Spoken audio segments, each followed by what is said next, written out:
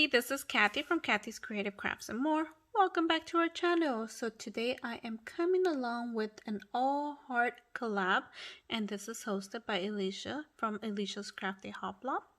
And there is 20 collaborators that are in this collab, and I will link everybody down on the description below so you guys could go over, check them out.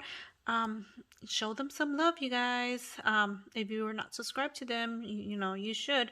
All of them are very talented crafters, and I can't wait to see what everybody created.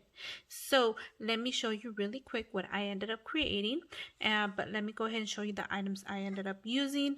So I ended up using this wooden box that I just got from Michael's. So awesome. I also used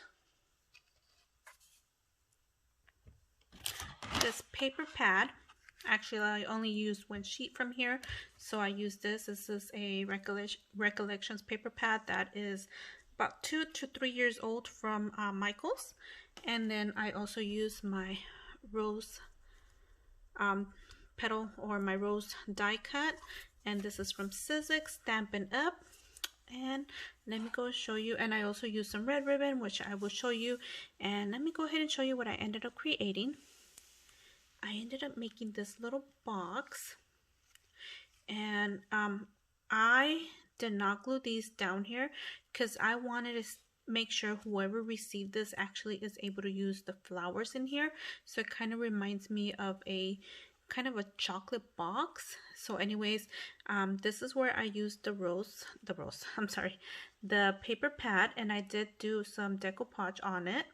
And I used some pearls right here, and this is where the ribbon's at. There is a bow right here, as you guys could see, and some pearls around here.